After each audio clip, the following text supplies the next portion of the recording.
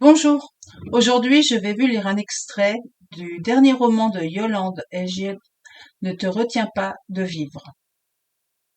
À mes parents, à Christine B, sans qui ce livre n'aurait pas vu le jour. À mon ange gardien, Christine F. Enfin, à mon frère Alain, cet homme discret que je n'oublie pas. Première partie. Chapitre 1. Toulon, juillet 1989. Mes abjectes excuses. Chacun étouffe sa conscience comme il peut, ma fille. Ces mots me transpercent comme une lame. Ce jour-là, mon père, si digne et si rigide, s'était effondré sur un banc. Son visage, autrefois impassible, était défiguré par des sanglots. Ses mains crispées agrippaient ses lacets rompus. Cette image s'incrusta dans ma rétine. Je me tenais debout, désemparé, face à cet homme que j'avais toujours perçu comme un roc. Cette vision d'abandon, si contraire à tout ce que je savais de lui, me bouleversait. Il n'était plus le héros de mes rêves d'enfant, mais un vieil homme brisé par un poids invisible. « Papa, que t'arrive-t-il » murmurai-je, la gorge nouée par la peur. Il ne répondit pas immédiatement. Lorsqu'il leva les yeux vers moi, ses lèvres tremblantes laissèrent échapper une phrase absurde. « Mes lacets sont cassés. C'est fini. » Je restai interdite, incapable de saisir la portée de ces paroles, à la fois déroutantes et tragiques. Mon père, cet homme toujours tiré à quatre épingles, n'aurait pas toléré une seule fausse note dans sa tenue. Cultivant le paradoxe, il ne résistait jamais au plaisir de se contredire. Par exemple, son obsession du détail insolite allait jusqu'au lacet de ses chaussures. Malgré leur état affligeant, impossible pour lui de les remplacer. Il fallait bien que je me rende à l'évidence. À cet instant, quelque chose s'était rompu en lui, bien au-delà de ses bouts de ficelle. Un silence pesant s'installa, chargé de questions sans réponse. Ce moment furtif allait peser de tout son poids sur mon avenir. Mon père s'était remis à pleurer. Impuissante, je restais une fois de plus à l'extérieur de son monde, que je n'ai jamais pu comprendre. Un silence de plomb nous a toujours enfermés, moi, ma mère, mes frères et sœurs, nous laissant à l'écart d'une part essentielle de sa vie. Comment cet homme, père de cet enfant, a-t-il réussi à s'isoler, à nous tenir à distance de son passé? J'ai longtemps cru qu'il nous considérait comme des étrangers, indignes de sa confiance. Cette idée douloureuse a brûlé bien des fois mes entrailles. Pauvre homme, comment aborder son histoire? Comment lever le voile sur ses secrets? Poussé dans mes derniers retranchements, je décidai de mettre des mots sur les mots. Je me souviens d'une séance avec ma thérapeute.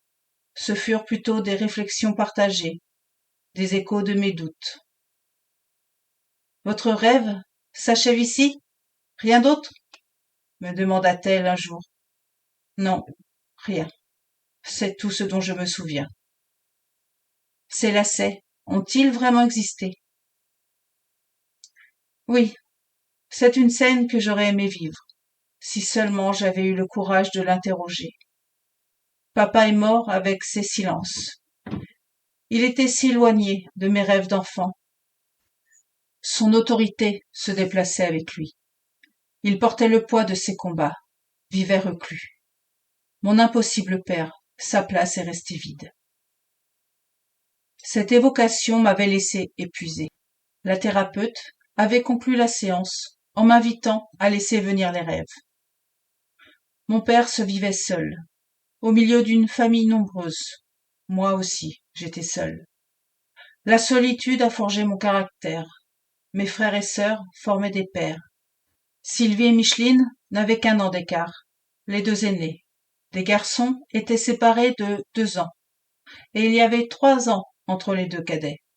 J'étais la petite dernière, la queue de peloton, avec 7 ans de différence avec Richard, qui n'avait que faire d'une gamine dans les jambes.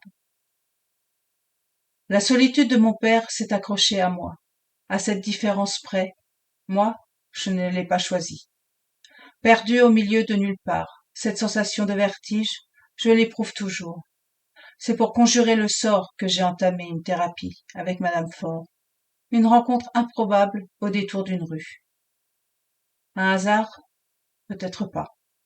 Chaque rencontre a un sens, dit-on. J'imaginais mon père veillant sur moi de là-haut. Mon ange gardien avait placé sur ma route cette femme, lumineuse, pour m'empêcher de sombrer. Papa est mort à l'improviste. Ma mère, toujours critique envers lui, s'est mise à clamer un amour inconditionnel. Ce terme lui va si mal. Elle vivait dans un autre monde, réinventant un amour usé, factice. Toujours en équilibre précaire, maman naviguait entre raison et folie. Je n'y pouvais rien. Elle refusait de toucher les poignées de porte, sentant des doigts frôler les siens. Elle marmonnait des incantations, persuadée de croiser des fantômes. Je n'aspirais qu'à une seule chose, partir à Nice, explorer de nouveaux horizons. Je sentais confusément que mon avenir m'appelait. J'ai cherché mon salut dans la fuite. Tout devait se jouer là-bas. C'est là que j'ai rencontré mon futur ex-mari et ma thérapeute. J'y réussissais de brillantes études littéraires. Demain me souriait. Comme un abcès de fixation, le fardeau des souvenirs ne me laissait jamais tranquille. En dépit des apparences, je m'éteignais peu à peu. Le retour du refoulé me dévorait de l'intérieur, grignotant lentement mon énergie vitale. On ne commence pas une thérapie le sourire aux lèvres et le cœur léger. On y vient dos au mur, poussé par une urgence, un sursaut de vie. Connaît-on vraiment ses parents? Qui n'a jamais rêvé de les voir évoluer dans leurs jeunes années? Les vieilles photos de famille servent à cela. Reconstituer un puzzle dont il manque toujours des pièces. J'aurais voulu, par enchantement, assister à leur rencontre. J'imaginais mon père comme dans la chanson d'Édith Piaf, beau, blond, légionnaire. Et il l'était. Ma mère, d'origine tunisienne, est très typique. L'union de ces deux êtres a donné de beaux enfants. Certains, du moins. Richard, l'avant-dernier, est un miracle, avec sa peau dorée et ses yeux verts. Micheline arbore une cascade de cheveux cuivrés. Quant à Sylvie, elle possède le fameux charme oriental, irrésistible. Au milieu de mes frères et sœurs, j'étais un œuf mal cuit. J'avais hérité du nez aquilin de mon père. À l'école, on me charriait avec des comptines cruelles. On est comme on n'est pas comme ton nez. Chaque mot me frappait à bout portant. La torture cessa lorsque je pus corriger cette difformité à mes yeux. Tout en moi débordait. Trop de poitrine, trop de hanches, trop grande pour mon âge. Mon corps attirait des remarques aussi dégradantes que sexistes. J'avais le physique d'une femme à 12 ans et l'innocence d'une enfant, incapable de me défendre face à la cruauté ambiante.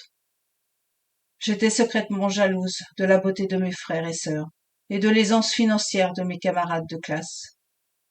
La pension d'invalidité d'un ancien combattant, avec une famille nombreuse, disparaissait dès le 15 du mois.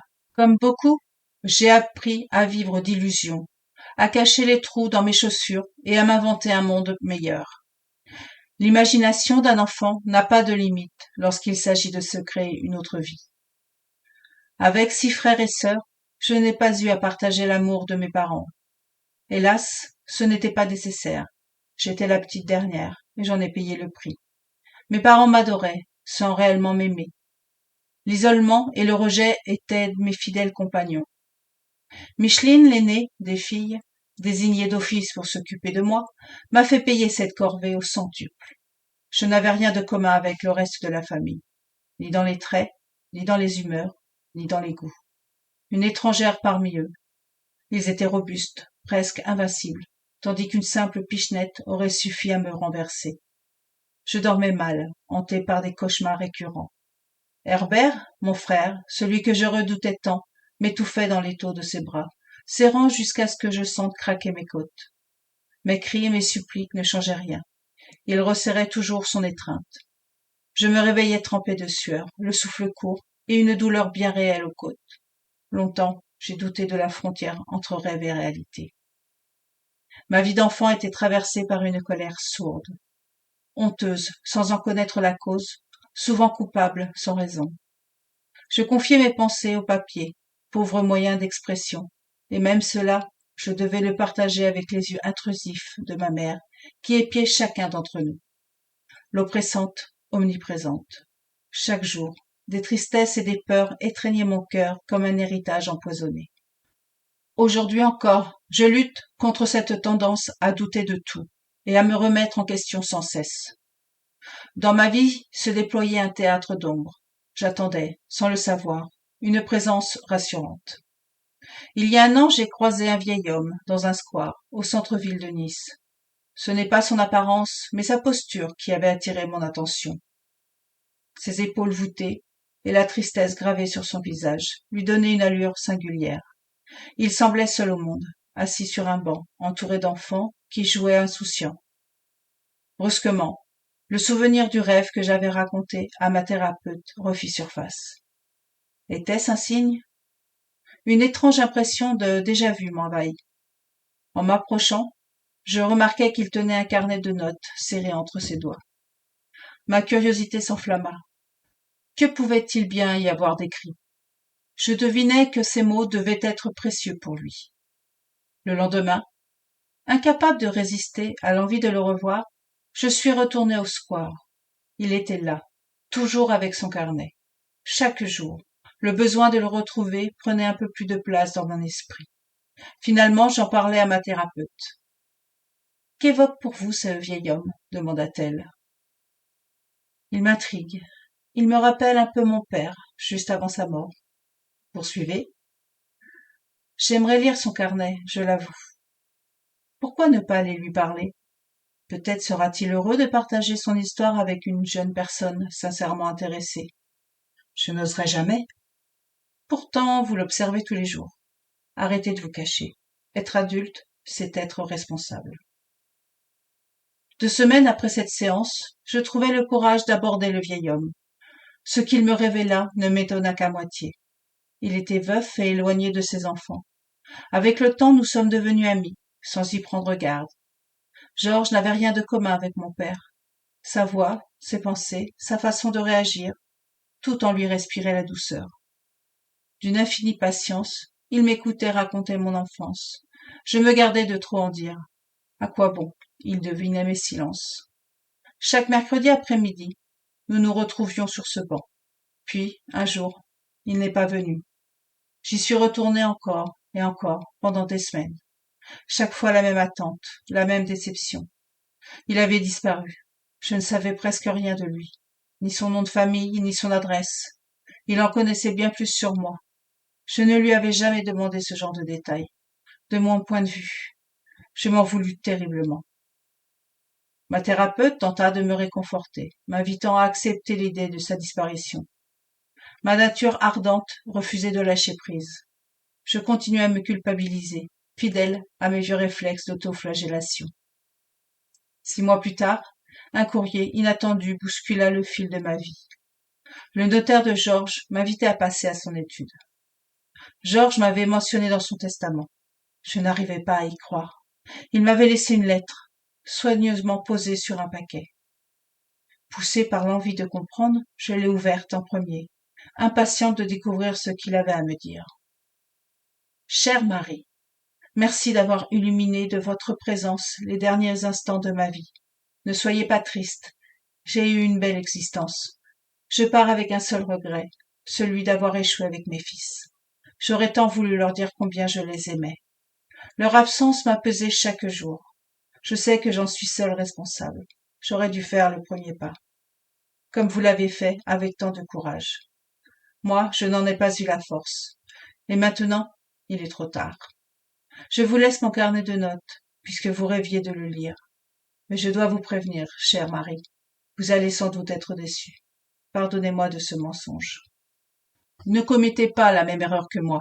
Cherchez la vérité, quoi qu'il en coûte. Elle seule peut vous libérer. Amicalement, Georges. Les mains tremblantes, j'ouvris le carnet. Il était vierge. Rien. Pas une ligne. Georges avait prévu de le destiner à ses enfants et avait baissé les bras. Le vieil homme m'avait menti. Ce geste portait un message capable d'ébranler mon quotidien. Je contactai ma thérapeute pour lui raconter cet événement qui avait enflammé mon esprit. Elle resta pragmatique. Marie, ne vous trompez pas de cible. Ce sont vos parents qui vous ont trahi. Vous avez raison. Je ne dois pas me tromper de personne. Ayez le courage d'affronter votre vie. Je suis avec vous. Fouiller dans les méandres du passé est une aventure périlleuse. Avec ma thérapeute, j'allais entamer ce voyage intérieur, page après page. Je remonterai jusqu'à l'origine de ma souffrance. Voilà, c'était un extrait de Ne te retiens pas de vivre de Yolande Agiette. Si vous voulez connaître la suite, n'hésitez pas à vous le procurer. Je vous souhaite une belle journée. J'espère que cet extrait vous a plu. À bientôt. Nat.